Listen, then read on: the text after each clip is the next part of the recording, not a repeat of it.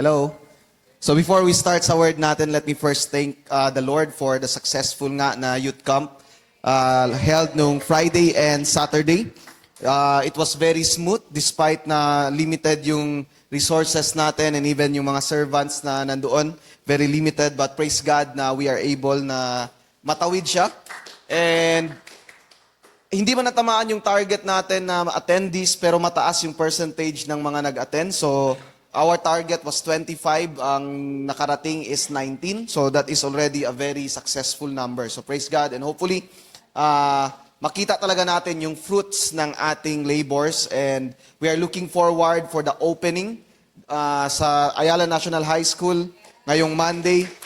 Yung iba daw, accordingly sa WIMSU, August 5, then Ateneo, second week pa ng August. May narinig ako, August 15 pa daw yung iba. So, different things, and we are indeed excited for the great things na gagawin ng Panginoon sa ating mga campuses. And hopefully, we will be there, and the Lord is going to use this church to advance the kingdom of God in the campuses. Amen? So, napaka-importante ng campuses, and it will be a big move the moment na mag-flow talaga yung campuses natin. So, hopefully, indeed, by the grace of God, makita natin ang fruits ng ating labor.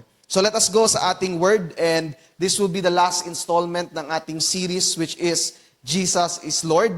Amen? For the last 3 Sundays, we have been talking about itong topics na ito. Jesus is Lord. Na-remember nyo pa ba yung ating mga topics? For the last 3 Sundays, we have labored itong topics natin. We studied kung paano yung salvation, submission, and even suffering is connected to the declaration, Jesus is Lord. If you declare Jesus is Lord, there is salvation for you. If you declare Jesus is Lord, you must submit. If you declare Jesus is Lord, you will sometimes have to suffer. In fact, there may be really a package deal, parang a suffering, a portion. Hindi man same ng suffering ng mga apostles, but more or less, you are going to suffer. Sacrifices that you have to make in order to advance the kingdom of God. Hindi man tayo ihahunting ng mga Romans ngayon kasi wala nang mga Romans, but there are a little bit sacrifices na kaakibat ng pag-declare Jesus is Lord. We realize so much is at stake. Amen? Remember natin yung mga early Christians.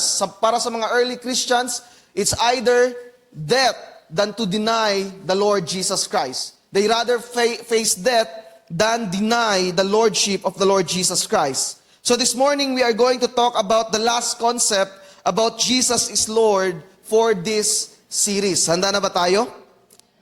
Now, if you look at it in a general sense or sa history, ang isang Lord, pag sinabi mo ang isang tao na Lord, kasi hindi lang man si Lord Jesus Christ na parang tinatawag natin na Lord, na-explain ko nga in one of those topics, na dito sa world may mga lords din, like mga king, ang tawag sa kanila lords, mga duke, mga lord din yan sila, earls, ito sila. So, they are basically called, yung title para sa kanila is Lord. And history, if you look at history, ang isang Lord is usually rich and powerful. Yan sila, mga rich and powerful yan sila.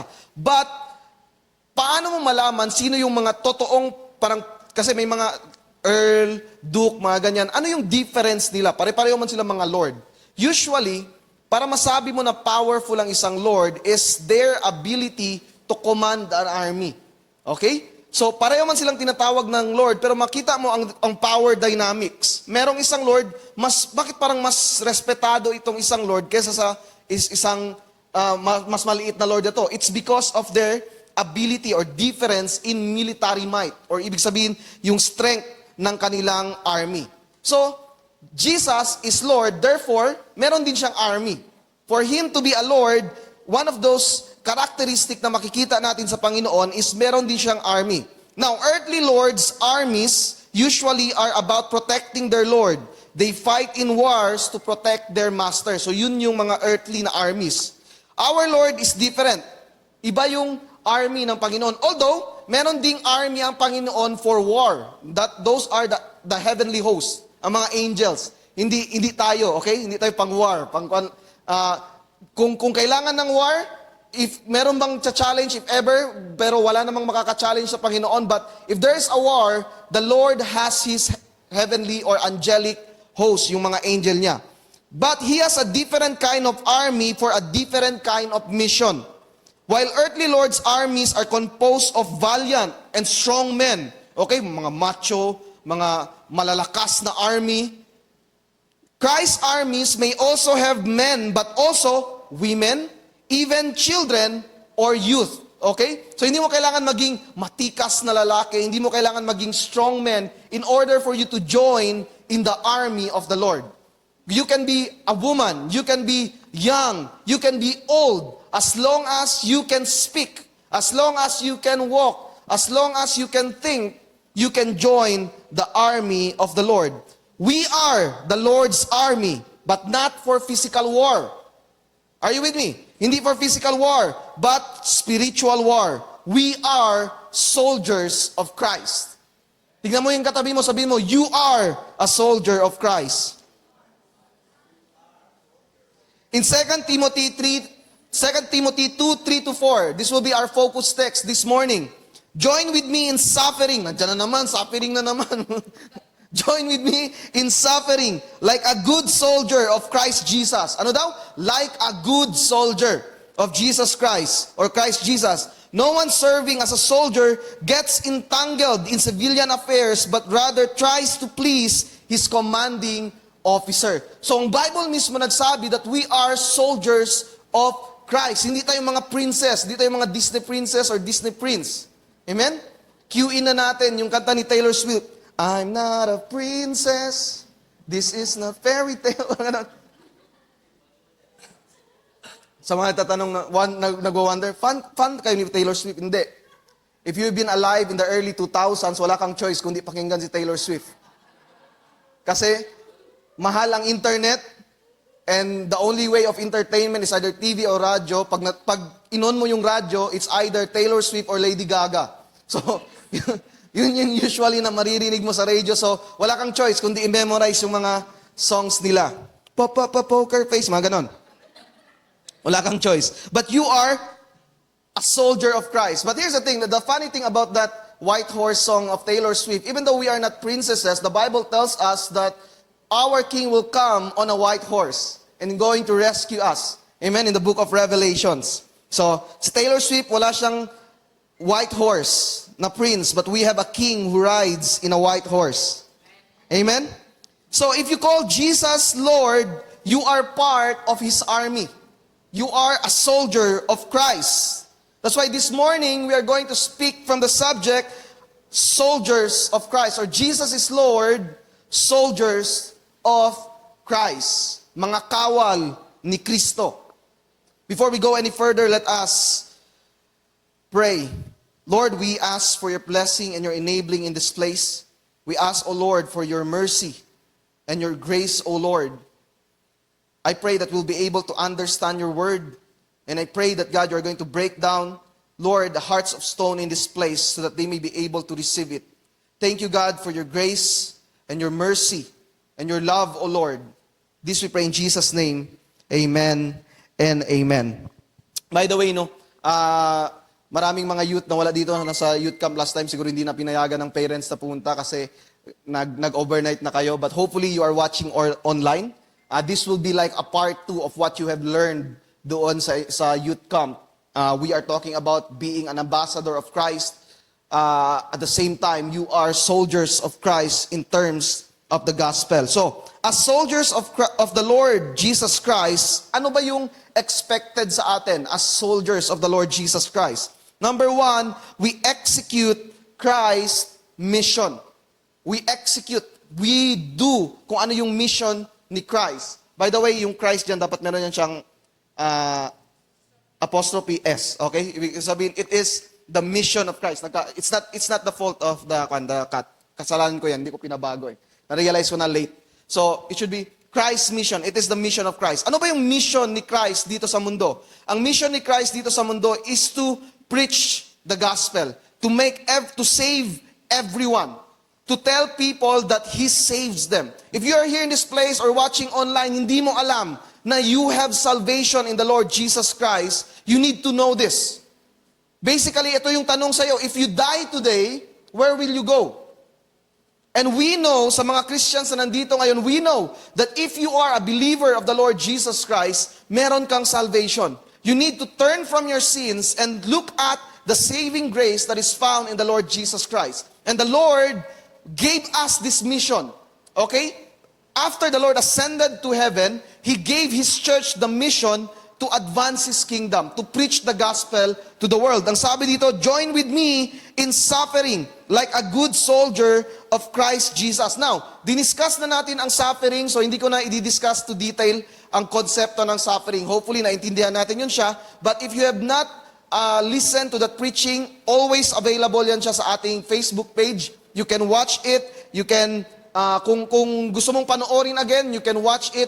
Libreng-libre sa ating Facebook page ang ating preaching last Sunday talking about suffering. Hindi ko na siya i-emphasize this afternoon. Pero ang gusto kong i-emphasize dito is the earnestness of Paul to instruct Timothy to join him in suffering.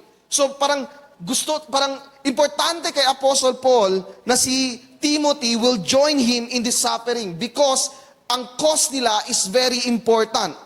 It is not for suffering's sake, but suffering for a worthy cause. In-emphasize ko na to last Sunday.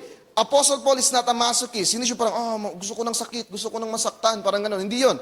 It's about willingness to suffer if it means to advance the kingdom of God. Klaro ba yun sa atin? So, how is suffering connected to the execution of Christ's mission? First, Paul is clearly implying that a good soldier will have a share of suffering. Kung totoo kang soldier, you will have a share of suffering. But there is a subtle distinction here. Okay? Pag hindi mo binasa ng paulit-ulit or ng mabagal, hindi mo to makuha. The soldier is not good because he suffers. Okay? But he is good that despite of suffering, he will still join. Are you with me? Clear, nakuha ba yun natin? Nakuha ba yun natin? Hindi kasi nagsasuffer siya, good na siya. No, it's his desire, it's his willingness to suffer. Even though there is suffering, he will still advance the kingdom of God. He will still follow the Lord. Listen to this. A good soldier does not abandon his post just because it becomes difficult, but rather he presses forward.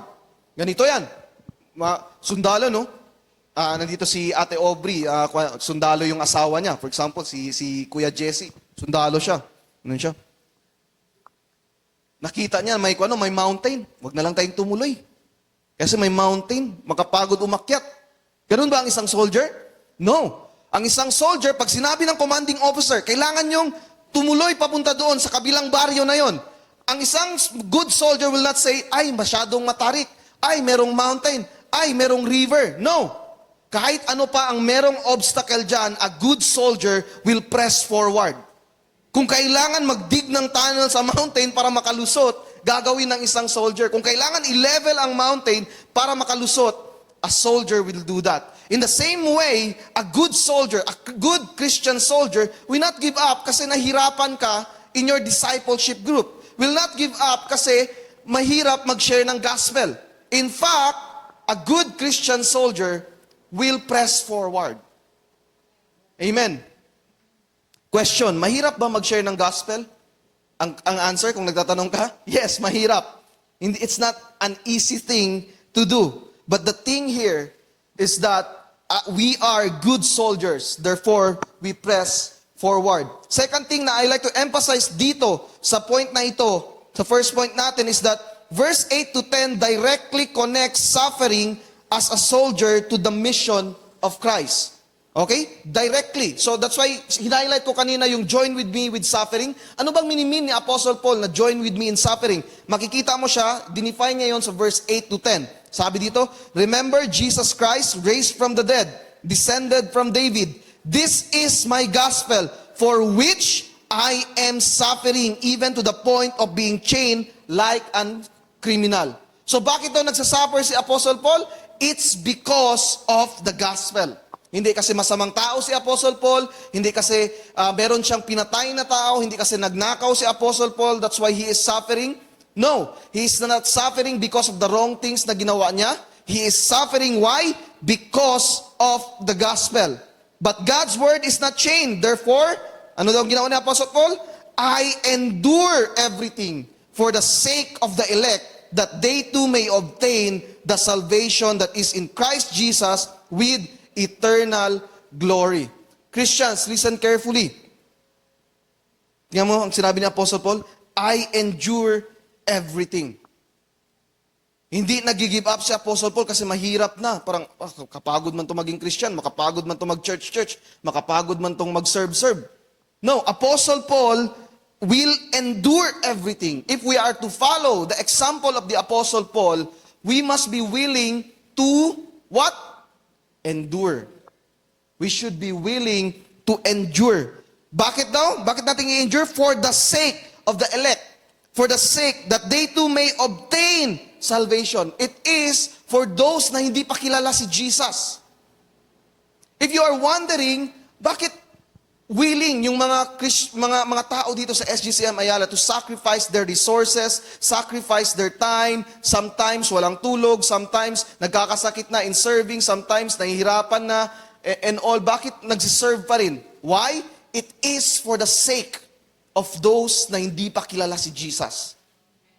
So that they too may know the Lord Jesus Christ. Now, if you are here in this place, hindi mo alam kung bakit ka nagsasacrifice. Merong mga ganun, no? Parang, nakita ko lang kasi, parang ito yung ginagawa nila, parang join-join lang din ako.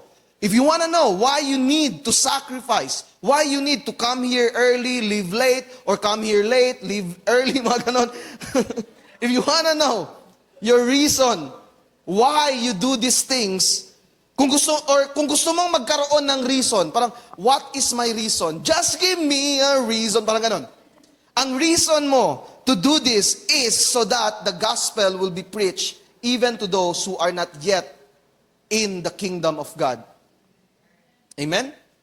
Ang desire kasi natin dito sa SGCM is that hindi lang tayo ang masave. Hindi tayo parang satisfied na tayo lang. As a matter of fact, nagiging boring ang church. Tayo lang.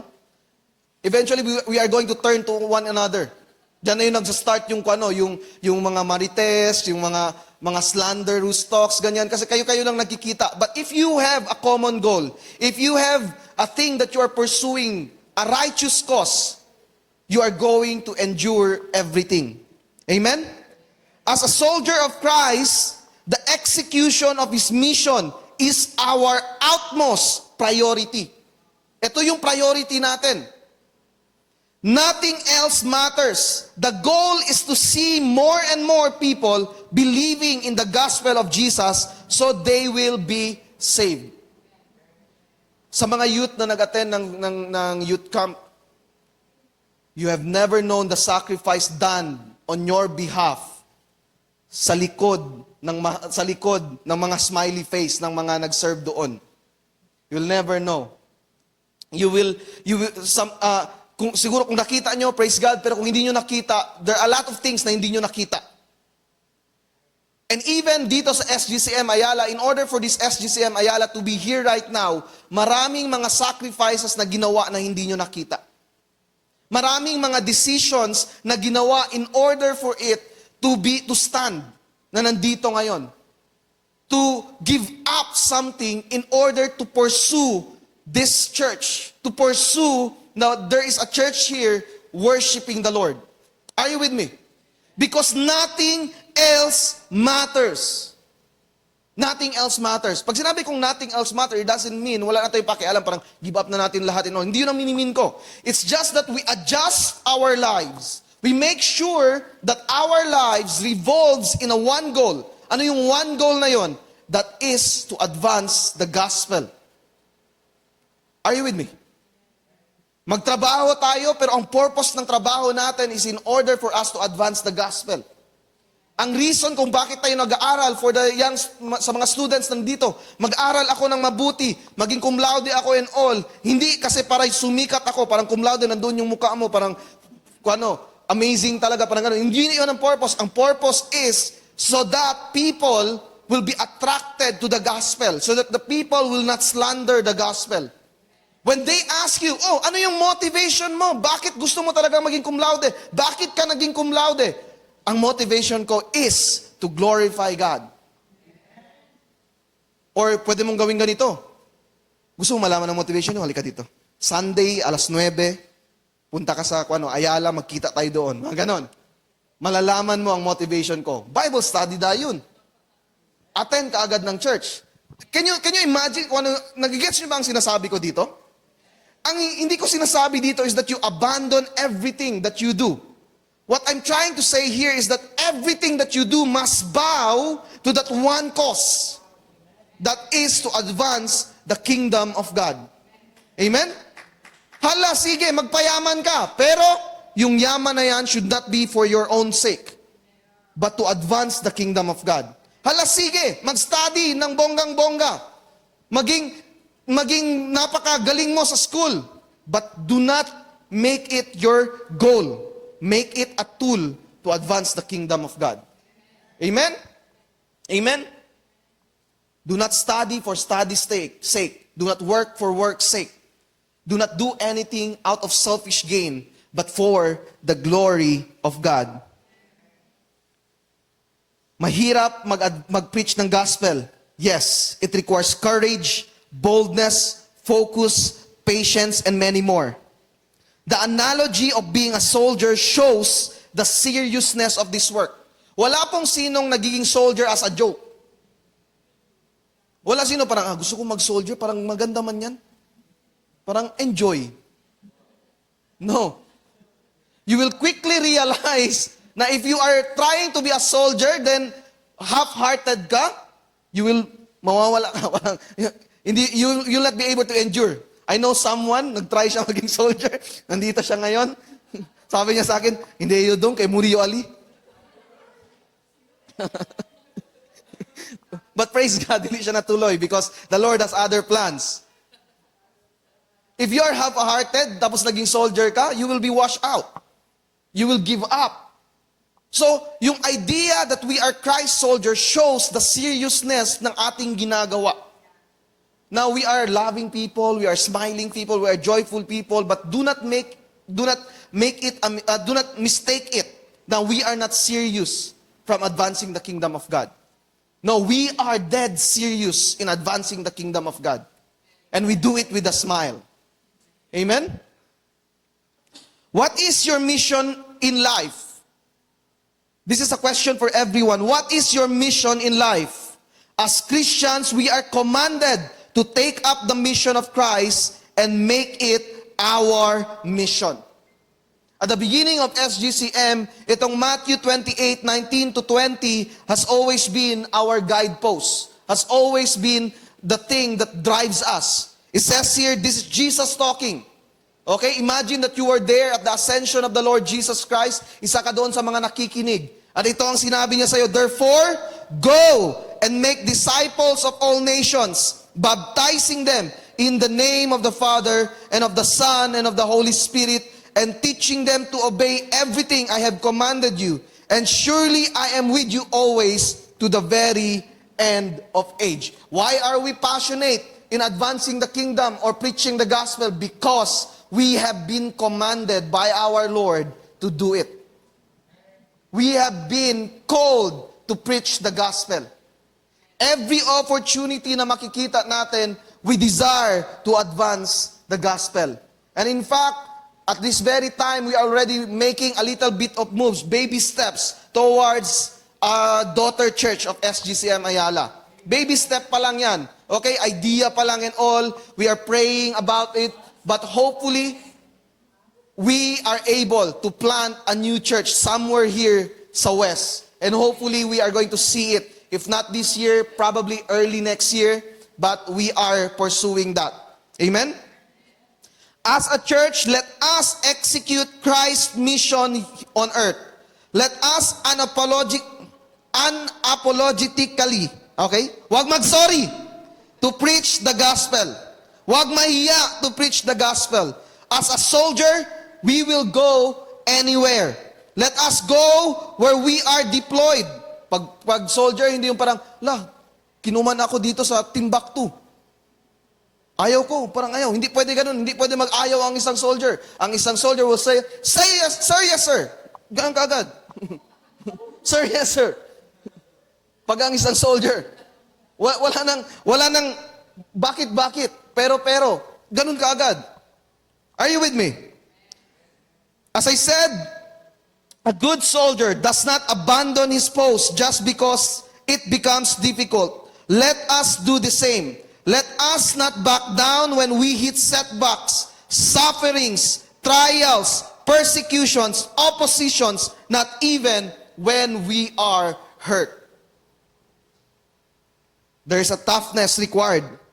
Soldier on, brothers and sisters. Amen? Soldier ba talaga tayo? Ang mga soldier, malakas mag-amen. Hindi sir. Sir, yes, sir. Mga ganun. Sa atin, amen man sa atin. Di man tayo, sir, yes, sir. Okay? Di ba? Are you ready to be a soldier of Christ? Hindi, uli. Are you ready to be a soldier of Christ? Amen. We are soldiers of Christ. We execute Christ's mission here on earth. So hopefully, this will not be a shock sa inyo. Bakit man to madaming palagi ginagawa sa Ayala? Parang hindi man, hinga din tayo. Mga ganon. No, we are passionate in executing the gospel of Christ. Number 2, we exist in different mode. Not only we execute Christ's mission, we also exist in different mode. Pag sinabi mong exist in different mode, different ang ating pamumuhay kesa sa mundo. Different on how we live in how, ano yung standard ng mundo? Hindi yun ang standard natin. Ano yung gusto ng mundo? Hindi yun ang gusto natin. Ang gusto natin is kung ano yung gusto ng Panginoon. Amen? No one serving as a soldier gets entangled in civilian affairs. Okay? Pag sundalo ka, hindi ka umaasta as civilian. Pag sundalo ka, makita mo right away, by looks alone, alam mo na kaagad na sundalo yan. Meron bang sundalo, mahaba ang buhok? Unless siguro kung ka ranger ka, tapos nandun ka sa bundok for siguro mga 2 years na, yun, okay lang sa kanila magpahaba. But usually, a soldier, clean cut yan, naka-uniform yan, tapos yung pagtayo pa lang nila, alam mo na na soldier yan. Hindi na sila magganyan. Pag soldier, gwan talaga. Chest out, stomach in. Amen? Ganun. Snappy ang galaw. Makita mo kaagad, ito soldier yan siya. At the same way, Christians, pag Christian ka talaga, dapat makita. Tingin pa lang sa'yo, Christian to. Are you with me? Now, ma-differentiate mo kaagad, makita mo Christian ito hindi. But there's the thing, Christianity has been under deep legalism for centuries that we are now overcorrecting legalism. To now we can dress immodestly. Meron kasi ganitong perspective na ngayon sa church. Parang, kasi dati sa mga Christian church, dapat hanggang dito talaga yung kwan mo, palda mo, mga ganun and all. Tapos, balot na balot ka talaga and also, ang tendency is, parang nag-off ang mga tao. So ngayon, in order to parang feel welcome again yung mga tao, the church overcorrected na ngayon, kahit ano na lang pwede mong suotin. Parang, sige lang, the Lord looks at the heart. But the reality is, how you wear also reflects your heart. Are you with me? If you respect someone, you will not dress immodestly in the presence of that person. Are you with me? So it doesn't mean, now the Lord looks at in our hearts, pwede na tayong mag-uniform kagaya ng world. Let's stick to the uniform analogy. A civilian, okay, makita mo sa pananamit niya. Ang Christian din, makita mo, most of the time, isa to sa mga basic, yung pananamit. Isa yan siya. Now, hindi tayo masyadong stricto, no, sa yung pananamit, parang dapat kwan talaga, mahaba, and all. It's just that, hindi nakakastumble ang ating damit. Isa yan siya, sa mga importante. Are you with me? Our actions, our words, mapansin mo kaagad how we operate dito sa mundo. How we speak to one another. How we react to problems. These things shows whether or not we are truly Christians. Another thing is that Christians think differently. They are about the kingdom. Na-discuss ko na to kanina. Yung thinking different as a Christian. Are you with me? Many Christians live their lives as civilians, spiritually speaking. Okay? Civilians lang. Attend lang ng church. Yun na yun. Hindi active duty. Question, during a war, sino ang pinaka-vulnerable? Pag sa isang gera, sino ang pinaka-vulnerable? Sino? Ang mga civilian. So, you are in the middle of a spiritual war, then you are acting like a civilian, patay ka. Nandun ka sa gitna, parang, takbo-takbo ka ganyan. Hindi mo alam. In a war, okay, we are in a war with the forces of Satan. If you are a civilian walking in the crossfire, you will unlikely to survive. Listen carefully. In a war, it's either you fight or you die. And as a Christian, if you do not fight, you do not take the banner of Christ, be a soldier of Christ, you will die. Now, ano ba, mamamatay ba talaga ako? No, your Christian life is going to die. Manghihina ka, wala ka ng ganang mag-church, eventually, una-una yan, mag-start. Ayaw ko itong gawin kasi maraming umuupo sa likod, pero ito palaging analogy, sa harap ka, then gagalaw ka sa likod, hanggang nandoon ka na, hanggang palabas ka na ng church. It doesn't mean yung mga nasa likod, kwan na. It's just that usually, ganun yung nangyayari. Amen?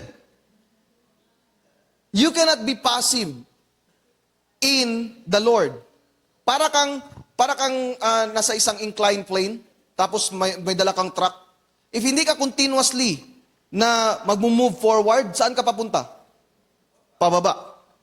You're going to go back down. So in the same way, as Christians, if you are passive, you are going to die spiritually. Put on your uniforms, soldiers. Amen? Put your uniforms and fight for the King of Kings. Stop being a civilian in this spiritual war. Put on your ministry garments. Join the cause. Let me repeat that. Put on your uniforms and fight for the King of Kings. Stop being a civilian in this spiritual war. Put on your ministry garments and join the cause. Amen? 2 Corinthians 5:17. Therefore, if anyone is in Christ, the new creation has come. The old is gone, the new is here. If you are in Christ, you are a new creation. You have a new motivation. You are a new person. So you need to live the way your identity demands. Amen? So, paano ba yung identity natin? Listen carefully to this. Ephesians 4:17-32. So I say this and insist in the Lord. So Apostle Paul is insisting sa mga Ephesians na dapat ito yung ginagawa nila kasi Christian na kayo. I insist in the Lord. In the same way, as Apostle Paul is insisting, I too insist as your leader here in SGCM Ayala. So in the same spirit, I am insisting that SGCM Ayala to do the same. That you no longer live as the Gentiles do, in the futility of their thinking. They are darkened in their understanding, being alienated from the life of God because of the ignorance that is in them due to the hardness of their hearts. Because they are callous, they have given themselves over to indecency for the practice of every kind of impurity with greediness. But you did not learn about Christ like this, if indeed you heard about Him and were taught in Him, just as the truth is in Jesus. You were taught with reference to your former way of life to lay aside the old man. Yung old na kayo, tanggalin nyo na yan sa sarili ninyo. Your old self, lay it aside, who is being corrupted in accordance with the deceitful desires. to be renewed in the spirit of your mind, and to put on the new man who have been created in God's image. In what? In righteousness and holiness that comes from the truth. As Christians, we must put on the new self that is birthed in the image of God in righteousness and holiness. Therefore, having laid aside falsehood, each of you speak the truth with his neighbor. So, tanggalin na natin ang mga lying lips sa atin. If dati comfortable tayong magsinungaling, dapat hindi na tayo comfortable now. Because we are members of one another. Be angry and do not sin. Do not let the sun go down on the cause of your anger. So, listen.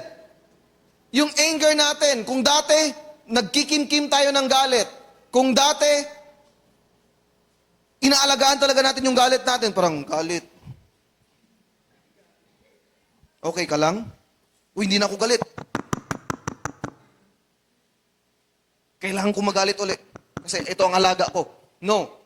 We must not nurture our anger. Sabi sa Bible, huwag nang hintayin na bumaba yung sun in order for you to let go of wrath. Pwede pagali ang sunset. Sa sunset ko na siya i-forgive, mga ganon. Hindi yun ang point ng word. Ang point ng word is that forgive. Let go as soon as possible. And here's the thing, do not give the devil an opportunity. Every single time we do not follow the ways of the Lord, every single time we sin, we are giving the devil an opportunity. Are you with me? Tanalaw kita mangkuwit ka naton, el demonyo. To hold us.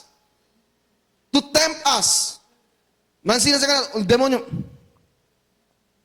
Ikaw din. Ba ganon?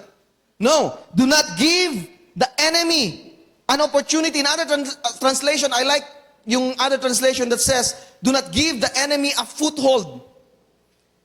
To maintain yung analogy natin na ano na soldiers. Ang foothold, ibig sabihin, ganito kasi, meron tayong tinatawag na battle lines. Okay? Pag maggera. So meron yan parang imaginary battle lines ang mga sundalo. So every single time that they are able to cross the line of the enemy, that is a foothold. Gets ba yun natin? So, every single time, kada linya ganyan, then that shows that they are winning. So kung aatras naman sila from that imaginary line, they are losing. So the moment you are advancing to the realms or the territory of your enemy, you are gaining a foothold. So parang ganun din sa enemy natin. Gerard, nag-give up, nag-give in ka. O, abante ang enemy. And if you allow continuous advancement of the enemy, eventually, he will gain your territory. He will gain your life. And he will have a stronghold in your life. Listen carefully. The one who steals must steal no longer. If may magnanakaw dito, itigil na yan. Instead, he must labor doing good with his own hands. Amen? Are you with me? Doing good with his own hands so that he will have something to share with the one who has need. You must let no unwholesome word come out of your mouth, but only what is beneficial for the building of the one in need. So yung mga bad words natin, yung mga coarse words natin, dapat tanggalin na yan. One of the ways talaga na nagkakaroon tayo ng parang ma-confuse ka talaga, Christian ba talaga to? Mabuling mga tsilbo ka? Dali daw joy para pwede laba. No. It should be removed. So, na. Are you with me? Linisin ang mga bunganga. It says here, you must let no unwholesome word come out of your mouth, but only what is beneficial for the building up of the one in need, that it would give grace to those who hear, and do not grieve the Holy Spirit of God, by whom you were sealed for the day of redemption. So you have the Holy Spirit in you. The moment you allow continuous sin in your life, the Holy Spirit becomes grieved sa ating mga kasalanan. You must put away all bitterness. Some bitterness, all bitterness. Ang mga bitter dyan, dapat hindi maging bitter. Anger, wrath, quarreling, and slanderous talk. Alam niyo anong slanderous talk? Yung mga sinisiraan ba ang isang tao? Kung mahilig kang manira, itigil na yan. Yung nanggagatong ba? Itigil na yan. Indeed, all malice. Lahat ng masamang thinking to your kapwa must be removed. Instead, be kind to one another, compassionate, forgiving one another, just as God in Christ also forgave you. Ang lifestyle ng isang soldier is different sa lifestyle ng isang civilian. In the same way, ang lifestyle ng isang Christian is different sa lifestyle ng mundo. Are you with me? Clear ba yun sa atin? Are you getting what I'm saying? Let us be soldiers of Christ. Dapat one look pa lang, it is evident that indeed we are soldiers of the Lord. We carry the banner of the Lordship of Christ. Amen? Dapat kung paano tayo magsalita, evident right away. Kung paano tayo mag-isip, ano yung mga ginagawa natin, should be evident that we are servants of the Lord. Alam mo kung one of the ways na makita talaga ng mga tao na parang nagkakaroon kaagad ang mga tao ng idea na Christian ka? Sabi mo always, uy, outing tayo sa Sunday. Sabi ng mga friends mo, ka-workmates mo, or classmate mo, and all. Ang sagot mo palagi, hindi ako pwede. Ba't ka hindi pwede? Sunday, ngayon lang nga tayo hindi ako pwede. Bakit ba talaga? Because nag-church kami. Ay, pwede lang yan ang church. Kung ano, next time. Ang isang soldier of Christ, ang isang Christian that is living for the Lord, anong isasagot? Ay, hindi. I cannot compromise my time with the Lord. Amen? Isa pa, sa workplace mo, bakit kada Wednesday umuwi ka kaagad? Ba't ka nagmamadali kada Wednesday? Tatanungin, bakit? Kasi may prayer meeting kami.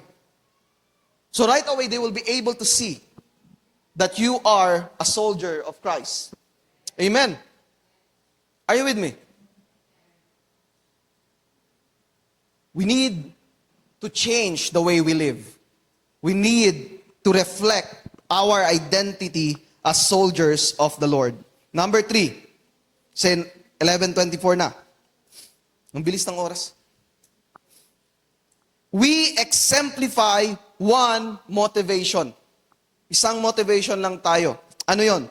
But rather tries to please his commanding officer. Ang isang soldier daw, yung gusto niya lang talaga is to please his commanding officer.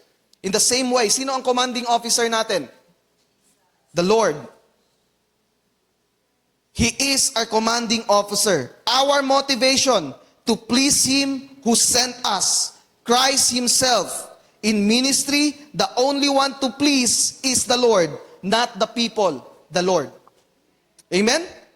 The deep desire of a Christian is to please the Lord. Nothing else matters. Yan yung pinakagusto natin, to worship the Lord, to please the Lord. Now, warning, dalawang extreme na pwede nating makita dito. Number 1, legalism. We need to be careful with legalism. We become tactless, impatient, not understanding, self-righteous, and we hurt people unnecessarily and hide under the banner of just doing the work of God. For example, ako, as a pastor, I can be tactless if hindi ko i-consider kung ano yung pinagdadaanan nito. Hindi, magpunta ka talaga. Parang wala talagang pakialam. We should be careful na hindi tayo parang we are not patient with other people. Hindi tayo yung parang set sa stone talaga lahat. We need also to consider, we need to be kind, we need to be careful, we need to be tactful in our response, in our answer. For example, may isang tao na for some time hindi siya nag-a-attend. Sabihin mo kaagad, ito siya, hindi to save. Okay? Ito siya, hindi to siya totoong Christian. You need to be careful to that. That is legalism.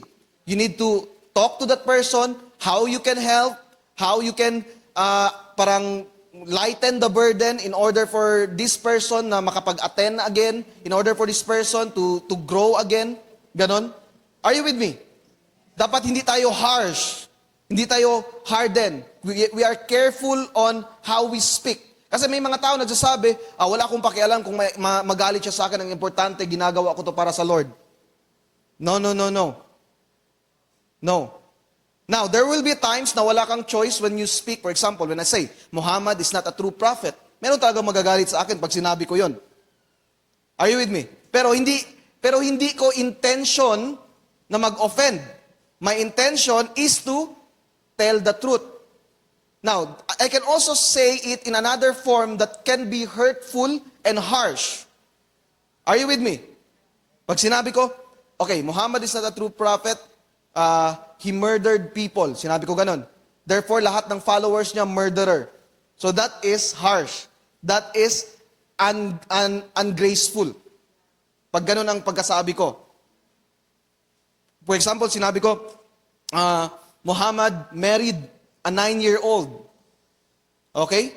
Therefore, lahat ng follower niya pedophile. So that is harsh. That is unchristian. We need to be careful as well in how we communicate truth. Are you with me? Clear ba yun sa atin?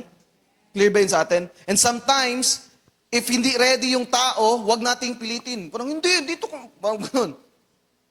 We allow people to walk.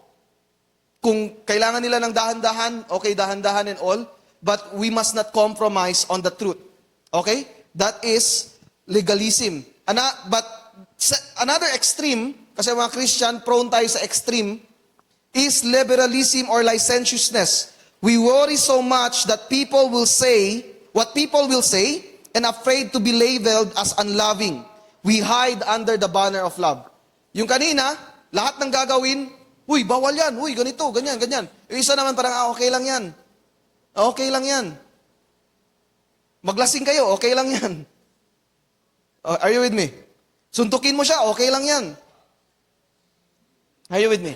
That is licentiousness. Nag-ML ka hanggang madaling araw, okay lang yan. Hindi ka nag-church, okay lang yan. Galit ako sa kanya, ayaw ko siyang i-forgive, okay lang yan. That is licentiousness. Okay? That is licentiousness. Dapat nasa gitna tayo. We need to discern ano yung dapat gawin. Pagkita natin merong mali, we need to be gracious in how we speak to that person, how to correct, how to change the perspective of that person, so that we will not go to both extreme. Both are misguided thinking, that they are doing things for the Lord, but the truth is, they are doing it for themselves. True soldiers do things to please the commanding officer. Okay? Ano yung guideline natin na text? Colossians 4:6. Let your speech always be gracious, seasoned with salt. Pag sinabi mong seasoned with salt, this is a way of speaking ng Bible. Ibig sabihin, it should be truthful. It should be hindi siya dapat misleading. It doesn't mean na gracious tayo sa pananalita. We allow people to do bad things. Are you with me? We can be gracious at the same time, firm on the truth that what we believe. For example, ang isang tao nagsasabi, sabi niya, hindi God si Jesus. Ganon. You can respond in a way na un-Christian, hindi God si Jesus. Munggo bo, mga ganon. Hindi ka nag-iisip. Siya, nabagat mo utok, mga ganun. Obvious kasi God si Jesus, mga ganun. That is un-Christian. Okay? A Christian will say, you can start with this. You can ask a question, paano mo nasabi na hindi God si Jesus? Mag-explain siya. Then, that will be start of a conversation on how to defend what we believe. Pero, if you start insulting a person, for example, may isang tao, even a person, parang, ang isang person walang respect. Sabi niya, yung Trinity hindi nagme-make sense. Bobo lang ang maniwala dyan. May mga ganun nagsasabi. Parang walang utak. Parang paano man yun? 3 tapos 1. Ano yan? Mga ganun. So, ang respond mo, ikaw ang bobo, mga ganun. Hindi yun dapat ganun. Hindi dapat ganun. Ang pwede mo sabihin, I think hindi mo naintindihan ano yung minimin namin as Christians.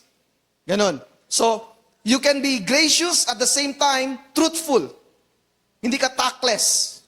Are you with me? Okay. You should not be tactless. At the same time, they didn't backless, okay? You should be truthful. At the same time, tactful. We should be tactful and truthful. The goal is to please the Lord. We should ask this question every single time we make a decision. Am I doing this to please the Lord? Yun yung tanong natin. Lahat ng decision, lahat ng gagawin natin, it should be asked. Ang question na ito. Ginagawa ko, para sa Lord ba talaga to siya? O para sa akin lang? Kasi ito yung madali sa akin. Kasi ito yung gusto kong gawin. Your answer will reveal whether to do it or not. As a Christian, kapag ang sagot natin sa question na yon, for example, kailangan ko ba tong gawin ang thing na ito? Tanungin mo sarili mo, is this to please the Lord or not? Kapag ang sagot, it's not, wag mo na yung gawin. You should do it to please the Lord. Are you with me? Are you with me? And sometimes it can be parang a problem. Kasi, for example, decide ka, mag-serve ako, hindi. Ang mindset mo, kapag mag-serve ako, kasi gusto ko lang na hindi na sila sa akin magtanong na mag-serve ako. So ginagawa ko para sa tao. Kung hindi rin ako mag-serve, so hindi rin ito maka-please sa Lord. So ano yung gagawin ko? Kasi kung mag-serve ako kasi sinabi lang sa akin, that is not doing for the Lord. Kapag hindi rin ako mag-serve, that does not please the Lord. So ano yung dapat kong gawin? Una mong dapat gawin is baguhin mo ito. So kung wala kang desire mag-serve, ano yung dapat mong gawin? You need to pray the Lord to give you the desire to serve. Amen. Are you with me? I'm about to close. Let me invite ang music team dito. This is the last topic ng ating series. And marami tayong natutunan. Amen? Soldiers of Christ, my hope is that as you are saved by that declaration, you submit truly unto the Lord. And at the same time, willing to suffer for Him.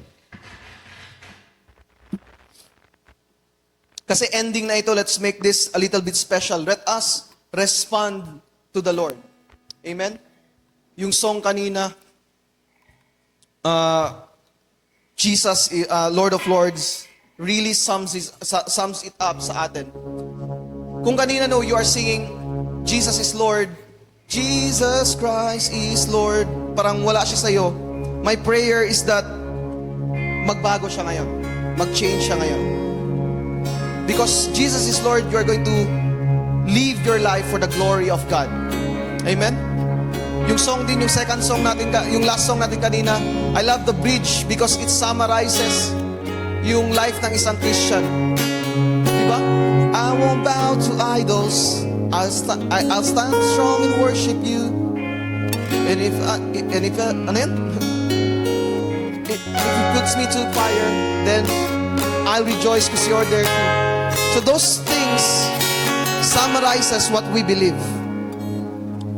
Christians, you are soldiers of the Lord. We carry His banner. We cry, Jesus Lord in life, and Jesus is Lord to the death. To summarize ang ating series, in the declaration, Jesus is Lord, we are saved. Amen? In the declaration, Jesus is Lord, we submit. In the declaration, Jesus is Lord, we are willing to suffer. In the declaration, Jesus is Lord, we are soldiers carrying His banner. So together, let us indeed declare, Jesus is Lord.